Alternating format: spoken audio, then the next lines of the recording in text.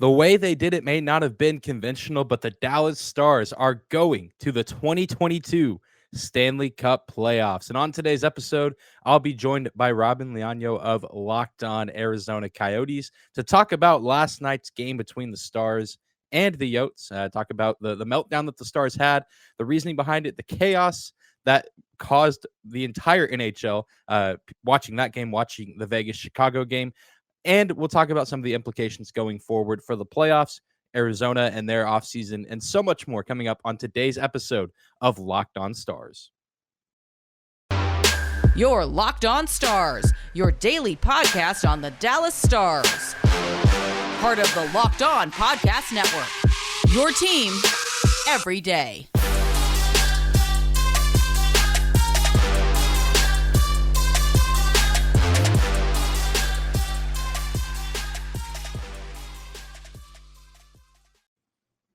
Howdy, Stars fans. Welcome back to the Locked On Stars podcast, the only daily podcast covering the Dallas Stars, part of the Locked On Podcast Network. Your team every day. I'm your host, Dane Lewis, your local expert on all things Dallas Stars hockey, credentialed member of the Dallas Stars media, coming to you on this Thursday, April 28th. And it's a weird, bittersweet day. A lot of mixed feelings inside me right now because the Dallas Stars blew a 3-0 lead and lost in overtime to the Arizona Coyotes. But that overtime loss meant that the Stars got a point, and that 1 point is all the Stars needed to clinch a playoff spot. So they are going to the postseason, which is exciting. It's been a long, hard-fought season for this Stars squad, but now anything can happen. We've seen a lot of craziness in the Stanley Cup playoffs, including the last time the Stars were there, and several other instances for several other teams. All you need is a chance, and crazy things can happen, and the Stars have their chance. It's still a big game on Friday against the Anaheim Ducks that we'll talk about later this week. But thank you for stopping by today's episode of Locked On Stars, for making us your first listen of the day. Be sure to subscribe to our show on YouTube as well as your favorite podcasting platforms. We are free and available no matter where you listen or how you listen. But without any more hesitation, before I keep rambling on, let's jump into today's crossover episode with Locked On Arizona Coyotes. Welcome to the show, everybody. This special crossover episode, post-game crossover episode, Locked On Coyotes and Locked On Dallas Stars, as we break down the Arizona Coyotes versus Dallas Stars. Final score 4-3. Arizona Coyotes win in overtime. Joining me on this episode, it's Dane Lewis of Locked On Stars. Like I said, it's a crossover episode as we discuss this. Dane, overtime loss for the Stars, overtime win for the Coyotes. This is something that a lot of us probably didn't expect. Yeah, I think just in general, I mean, anyone watching this game, maybe not expecting that result. And then, the Stars have a 3-0 lead going into the third period, and you think that they have it on lock. But the chaotic Coyotes or cardiac Coyotes, whatever the many names I've seen thrown around Twitter tonight, I mean, they came out with the fury in the third period, and of course had a lucky bounce on the Shane Gostisbehere goal, but that's a tough one for the Stars to swallow, but also a somewhat happy night in Dallas because, as we'll talk about a little bit later, the Stars clinched a playoff spot. So a lot of mixed feelings from fans leaving the building of, we lost to the Arizona Coyotes by blowing a 3-0 lead, but we're in the postseason. So a weird night, but I mean, an exciting game. I didn't think it was going to be that intense once the second intermission started. One of the things that is crazy that I want to get to in this game is, just overall how this game went down, especially that starting in net for the Dallas Stars, backup goaltender Scott Wedgwood, who you guys acquired over the trade deadline from Arizona, how this all goes down. And again, a three-goal deficit going into the third period for Arizona. I want to give you a stat that might be shocking. That might be shocking to some listeners out there too. This is the second time in 3 games the Arizona Coyotes came back from a 3-goal deficit. Second time in 3 games that they did it in the third period, coming back from a 3-goal deficit. I don't know what they're doing, why they're doing it, but you got to take what you can get. I mean, that's back-to-back wins against playoff Central Division teams. I mean, a win against Minnesota, a win against Dallas. So I guess, I don't know. I mean, it's weird because you always have the argument of teams that are looking to finish at the bottom of the league, trying to get a high draft pick. But it's also, you hear players say it, that there's guys playing for pride and playing for their jobs Mm-hmm. next season. So, I mean, that's certainly the case. I mean, you don't expect a team like Arizona to just roll over just because their season's been over for a while. But you have young guys on this team still looking to prove themselves, and yeah, kind of crazy. And I would have never known that stat was out there, but that's I guess a fun stat for the people that are still looking forward to this Arizona rebuild that is hopefully getting rolling sooner rather than later. I'm sure for you and the rest of the Coyote faithful. Absolutely. My co-host Carl Pavlik uh, actually had a really good saying towards the beginning of the year, and he said it a couple times over the course of this season. That kind of goes perfectly into how this, especially how this ending is going, is teams don't tank like the management does, right? These players aren't intentionally going to lose games. Why would they do that? These players want to win.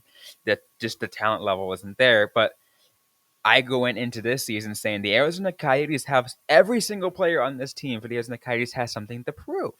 Whether it's trying to play for a new contract or trying to play for just trying to play for pride or proving that you are deserving of the contract that you currently are on to maybe get traded to another team so you can actually find a more competitive team in the next year. Like every single one of these guys had something to prove, and it showed. I'm glad that these guys are getting that opportunity. Yeah, at the end of the day, I mean, these are guys getting to live out their dreams of playing professional hockey. So, we can't expect them to, just go about it lightly, especially guys like you said that are looking to prove why they're on contract and why they're deserving of potentially another contract. I know, especially in Arizona, things could look a lot different on the roster this time next year than they do right now. So, lots of guys, looking for something to prove, whether that's for them staying in Arizona or, tons of other teams watching to see who they can acquire in the offseason through trades or just, free agent signings. So still a lot on the line for guys, even when they're on teams that aren't postseason bound. But, you mentioned Scott Wedgwood and, just wanted to ask you as someone who's been covering the Coyotes. I mean, he's obviously been with Dallas for a while now and he's done really well and the fans really like him and the team seems to like him. But just, kind of on your end to pick your brain a little bit, what were your thoughts on Wedgwood overall while he was a member of the Coyotes? And I mean, were you sad to see him leave or was it just kind of like, kind of a meh feeling? What was kind of the vibe So whenever Wedgwood left? yeah, so when he left, I wouldn't necessarily say sad because a lot of these moves the Coyotes were making, and I don't make any like I cannot make an emotional connection to any team on the Arizona Coyotes, especially this year. And I tell I tell some of my listeners that I said don't make any emotional connections to any players because they're going to leave. It's going to happen. So I saw it solely as a business move, and I'm like, okay, the Coyotes are just going back into tank mode. They were going to try to get a draft pick out of it, and I'm going to talk about that also in a little bit too.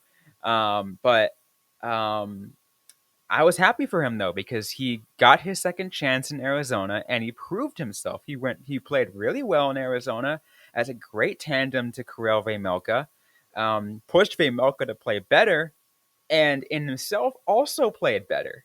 So and I think when he got the trade to Dallas, I was like, he proved himself and he got his opportunity, and there you go. And now he's on a playoff team. Yeah, and there's been a lot of people that think that he could get a pretty healthy contract this offseason. I don't know if it'll be from Dallas just because I think they'll want to keep Jake Ottinger around long term.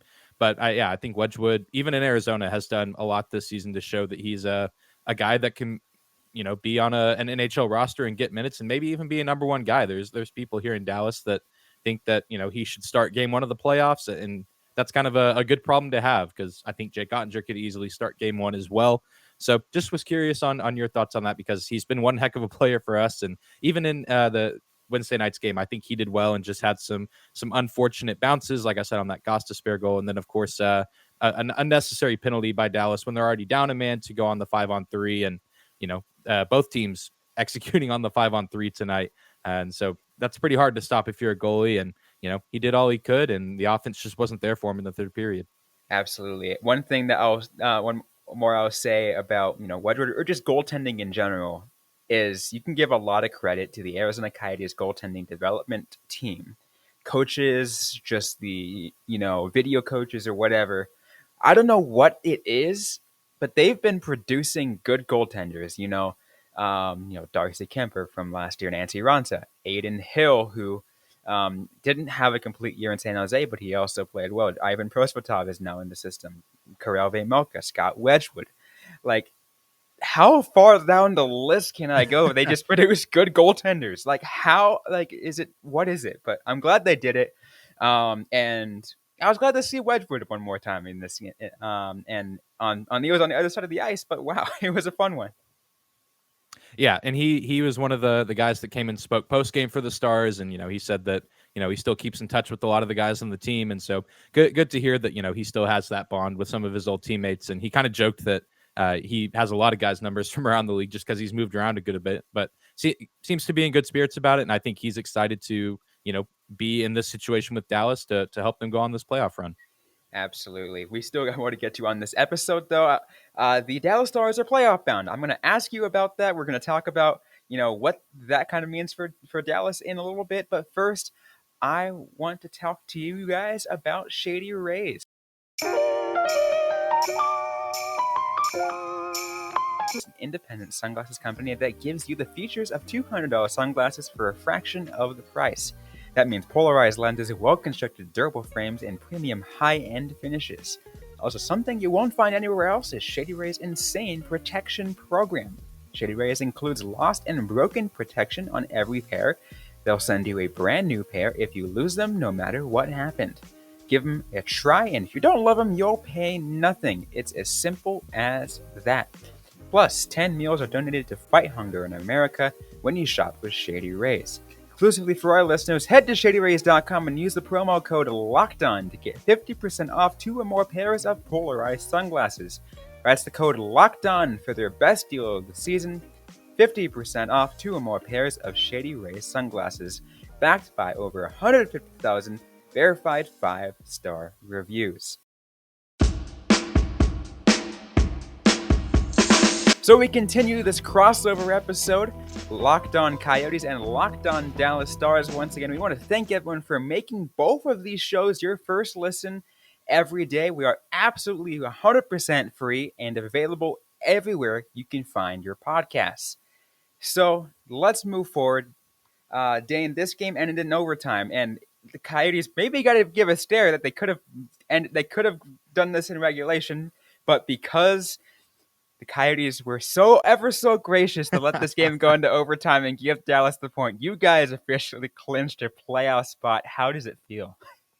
Yeah, it feels really good, and you're right. There were certainly moments after the game got tied that Arizona still had a plethora of good looks, and there was that thought of, Arizona could win this game in regulation, and if it wasn't for the Blackhawks also taking care of business and getting I believe it was a shootout win over Vegas, Dallas could be on the outside of the playoff picture right now, still, looking for a chance there. So it feels good. This has been a very chaotic season for the Stars. I mean, a game like this should come as a surprise, but at the same time, this team is just been so up and down. I mean, they've lost 2 games to Ottawa. They lost to Montreal at home at one point in the season. They're a team that, at their best can hang with the good teams in the league. They beat the Avalanche twice. They beat Calgary one time. They split a season series with the Wild, so on and so forth. So it's just been night and day with this team. And, I've been saying all year that they just need a chance. And, the playoffs are so much different than the regular season. And I believe that this team has the veteran pieces and, the veteran leadership to at least be competitive in the playoffs. I mean, it's either a matchup with Calgary or a matchup with Colorado, and neither of those are going to be easy matchups, especially with the moves that both teams made at the trade deadline, especially the Avalanche. I mean, that's a super team if I've ever seen one, it feels like. And so it feels good to be there. I mean, and they just needed a chance. And so crazy things happen in the NHL playoffs. And we saw that the last time the Stars were there. I mean, they missed out last year, but they made it in 2020. And I don't think a whole lot of people anticipated them finishing where they did. And, they go all the way to Game 6 of the Stanley Cup Finals and lose to a really good Tampa Bay squad. So they got their chance. They just need to take advantage of the opportunity they've been given. I do want to apologize to you and your listeners because on my preview episode, I was like, all right, Coyotes win in regulation, Vegas wins in regulation, and Vegas wins their game just for the sake that chaos rains down on the National Hockey League. Like, I do not like Vegas, and I don't want them to get into the playoffs. But I just want to see like hellfire. But I so like and so it's like I'm not upset, but it's like but I was like, man, that would have been fun. Yeah, and I feel like, you still got your bit of chaos with both the Vegas game and the Dallas game going to OT, and, not as chaotic as it could have been. And, I can respect that. And I think it's easier for me to say that because Dallas did clinch, because I think the meme potential could have been really good on Friday, had, Dallas not clinched and all that. But, there's always still going to be good NHL meme content out there. That's really what I would have been looking forward to take my mind off the stressful side of things. So, I can definitely respect the seeking for chaos, especially with your team being one of the catalysts for that potentially. Yeah, but of course, Vegas couldn't get it done, so like it did make a difference either way. And let's actually, I do want to talk about that real quick because I mean, even though neither of us are Vegas podcast, that belongs to the Vegas show, but they had 3 chances in the shootout in a row, and they lose it.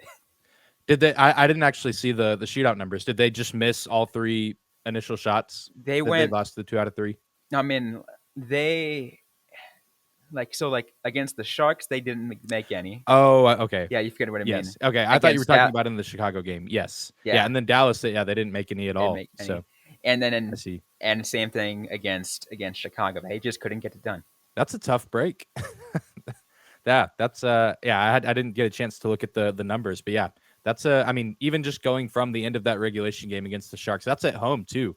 I mean, that's just I feel like that's when we should have known. Like it was, signed, sealed, delivered at that point that Vegas was going to miss the playoffs. That was, the first domino to fall, and then it was last night, and now it was Wednesday night. So, yeah, it's weird. I mean, this is their first time missing the postseason, and they were under a microscope all season long, and the recipients of a lot of criticism. And I know the NHL world is pretty happy that they're not in the postseason. Yeah, let's shift that focus back to you guys. Remind me again, because I can't remember the exact standings. I don't have it up. I have like 500,000 other pages up. But dude, the Dallas Stars, could they play for a one extra spot in standings, or are they right there at the final wild card spot? So right now they currently actually hold the first wild card spot. They're 1 point over Nashville. So I believe Nashville plays on Thursday. So by the time people are hearing this episode, they play tonight in Colorado. That's going to be a tough outing. And then if I'm not mistaken, their last game is against Arizona. I think that's right. Nashville plays Arizona. Yeah. Is it in Arizona? It is right? In Arizona. For those that listening, it's the last game at Gila River Arena. That's so I mean, it would only be fitting if the Coyotes win that last game and cause just a little bit more chaos, because if Nashville loses out and Dallas gets a win on Friday against Anaheim, they can officially secure that top spot, or at least top wild card spot, and have a more favorable matchup against the Flames and leave the Nashville Predators to probably be beat pretty soundly by the Avalanche, if I were to guess. Yeah, I would hate to be the team that have to play the Avalanche. Especially in the first round. It's like if you catch them in the second or third round, they might be a little worn down, or, it's just the playoffs get harder as you go on. I just wouldn't want to be the team that has to play them in the first round, because they're going to be fresh. And talking from experience, the play-in game, I don't count the play-in round from the bubble, because the first round technically was the actual first round. Coyotes against the Avalanche in that year. And yeah, that was, oh my God, they got their ass kicked. So yeah, it worked out pretty well for Dallas against Colorado in the bubble, I will say, but it was it didn't come without its fair share of stress. Yeah, that bubble was. I mean, I was cheering on Dallas in that bubble. I'll give you guys that. Yeah, it was a weird time, and I feel like that was maybe a little, I guess, underdog story, because Tampa Bay was Tampa Bay, and they great that season, great in 2021. So as long as we can get a new Cup champion, it'll be difficult for me to complain.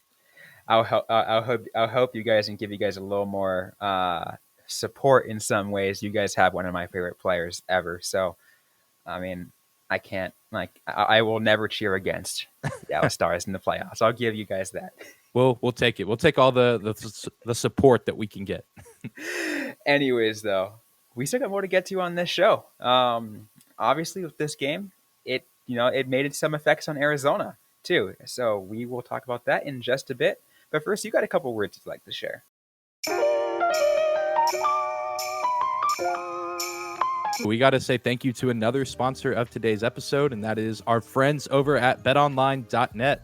BetOnline.net is your number one source for all your betting stats and sports info. You can find all the latest sports developments, league reviews, and news, including this year's basketball playoffs and the start of Major League Baseball season. Some big basketball games I know for the city of Dallas, as well as the Valley in Arizona, the Phoenix Suns and the New Orleans Pelicans, and of course the Mavericks and Utah Jazz. If you want to bet on those games, you can do that at betonline.net. I see that the spread for that Phoenix game, Phoenix minus 115, Dallas against Utah, both the spread at minus 110. So you can take a deeper look at that and, bet on those games as well as other NBA playoff games, MLB games, NHL playoff games. They have it all at betonline.net. They are your continued source for all your sports wagering information, from live betting to playoffs, esports, and more. Head to the website today or use your mobile device to learn more about the trends and action. betonline.net, where the game starts. So let's finish things off on this episode, a crossover episode, Locked On Coyotes and Locked On Dallas Stars.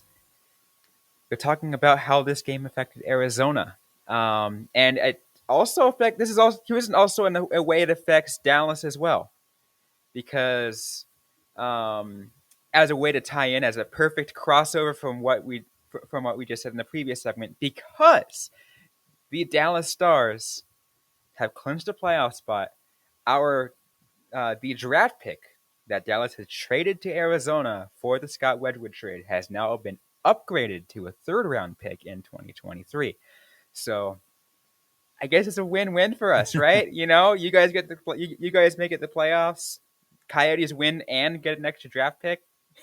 Yeah, that's not too shabby of a night. I mean, that's an upgraded pick, and that's best case scenario for you guys in that Wedgwood trade for sure. So I guess in some ways the Stars helping the rebuild, but also, I mean, Arizona helping in the rebuild as well by letting Dallas, at least get the 1 point by sending the game to overtime. If we're still looking at that. So, big night all around. And I know we're looking to talk a little bit about the Coyotes offseason. I'm sure you guys on your show have been, kind of looking at prospects and what the draft could hold for you guys. And I think before we were recorded, or maybe you said it at the top of the show, you guys are locked into the 31st spot in the NHL standings, Montreal getting 32nd. But what are you guys looking forward to as Coyotes fans, you covering the Coyotes kind of for the draft? Is there a certain player you have your eyes on? Is there kind of a certain scenario that, you say, okay, if fill in the blank happens, it will be a successful offseason? For me, it's if the Coyotes get lucky, and I mean actually lucky, like we're somehow during the lottery, they get the first overall pick, because that could still very well happen. They still have decent odds for it. Because I've been talking about the shame for Shane sweepstakes this entire time. I'm not saying it's Shane Wright or bust, because Shane Wright's the kind of player that can turn around a franchise almost instantly. Is it the end of the world if they don't get the first overall and not able to pick Shane Wright? No, because this draft is one of the deepest drafts that we have probably since 2015, since the Connor McDavid draft. And the Coyotes can very well pick second, third, or fourth in this upcoming draft. And, there's so many players: Logan Cooley, Matthew Savoy, and there's I'm trying to think some other players that are on top of my list, but it's just a deep draft, right? It is an incredibly deep draft. They could really not go wrong. I mean, Bill Armstrong can make a fool of himself and make some dumb move, but I don't think he will. He's so far proven that he can make a good pick. Last year drafting Dylan Guenther and Giannis Mosier and a couple other guys. Oh, yeah, he can make good picks. So yeah, I'm just hoping to see them take advantage of whatever pick they get. And again, it's going to be a top 5 pick no matter what. So take advantage of it, Coyotes.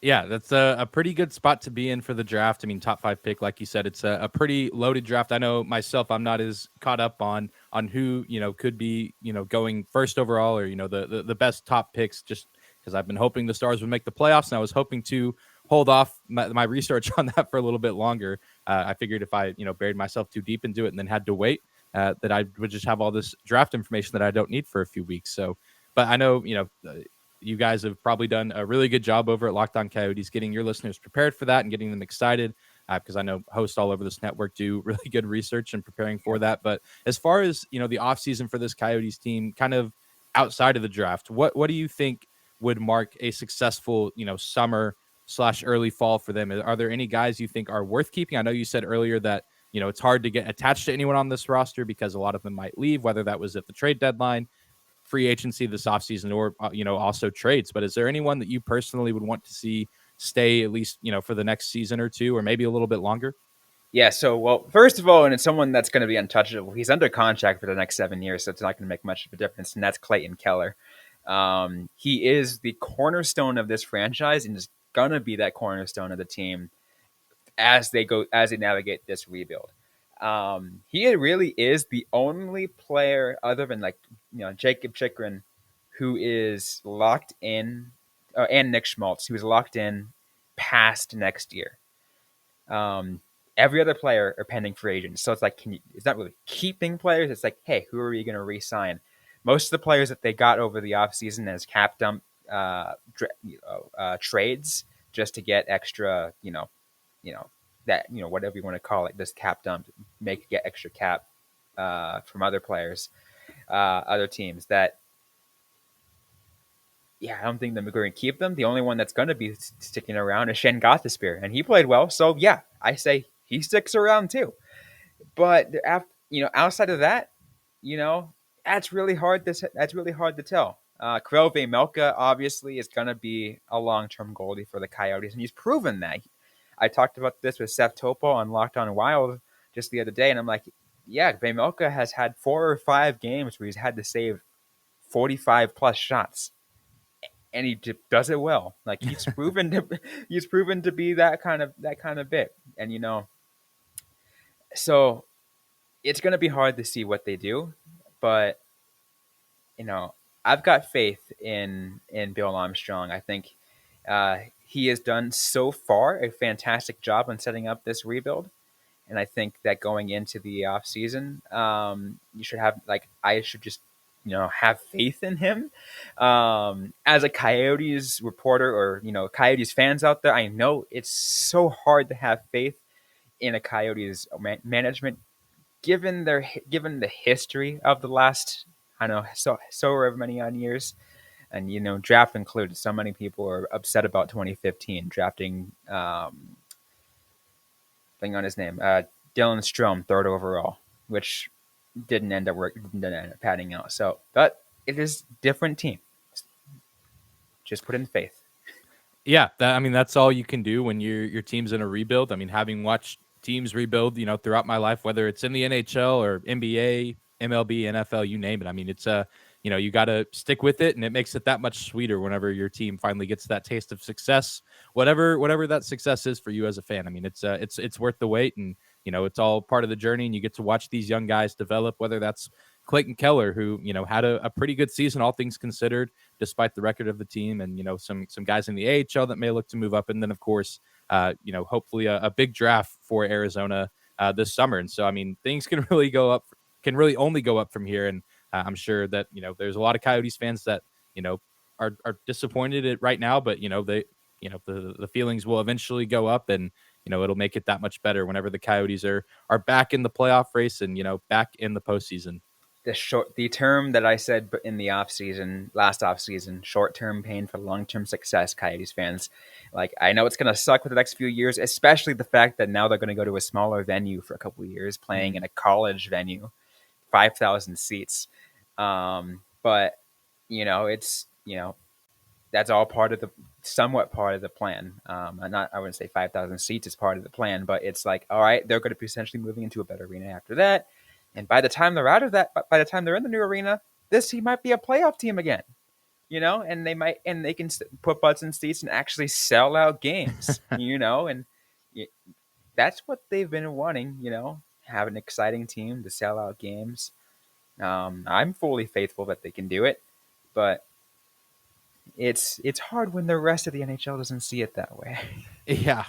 Yeah, but that's also a sweet part of it too, getting to prove all the doubters wrong and the naysayers wrong. So maybe the timing will work out by the time the new arena opens. They're a competitive team, and one of the teams that can be in the mix in the Central Division, which had a pretty chaotic year this season. Hey, all us Sunbelt teams look out for each other. That's right. Prove to the Northerners that hockey belongs down in the South. That's right. Yeah, it's for everyone, not just the cold states. We can play hockey in the warm. It's just cold inside the building. It may be hot outside though. I mean, shouldn't that be a draw to bring people in, right? Because it's like, oh, you can escape the heat, come into a nice cool arena, and those who might prefer playing, you can leave practice in shorts and sandals.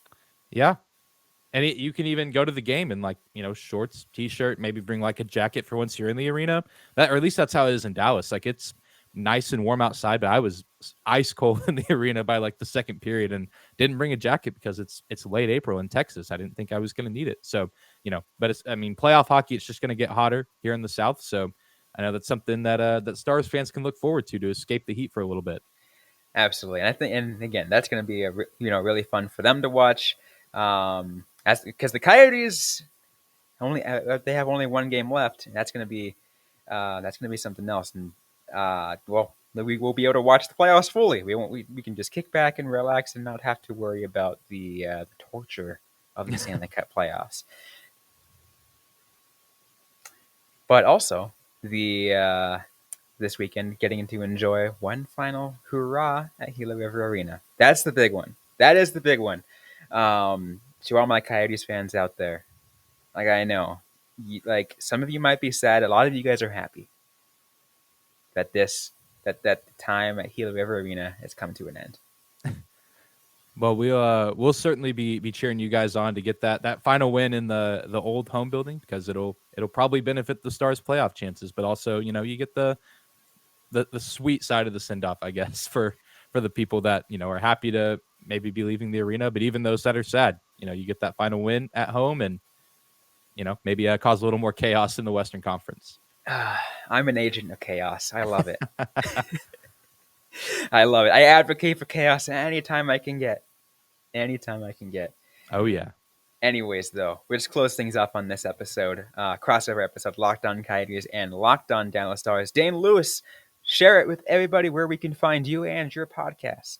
Yeah, you can find me on Twitter. It's just at Dane2_Lewis. You can also find our show at Locked On Stars. Our show is on all podcasting platforms as well as on YouTube. And like we say every episode, free and available at all those spots. So be sure to give us a follow there. A subscription on YouTube also goes a long way. And for here at Locked On Coyotes, we are on Facebook, facebook.com/Lockdown Coyotes, on Instagram at Lockdown Coyotes, and on Twitter at LO_Coyotes. I am personally at Robin_Leano, Robin with a Y, _LEANO. And the Locked On Coyotes podcast found wherever you get your podcasts. And once again, 100% free. You don't have to pay a dime to listen to our shows. That's, I think, a awesome selling point. Yeah, it always is. That's the nice part of this, is we can just give it out to anyone who wants to listen to us, which is awesome. Absolutely. Well, that's going to be it for our show. Once again, thanks everyone for listening to this crossover episode of Locked On Coyotes and Locked On Stars, part of the Locked On Podcast Network, your team every day.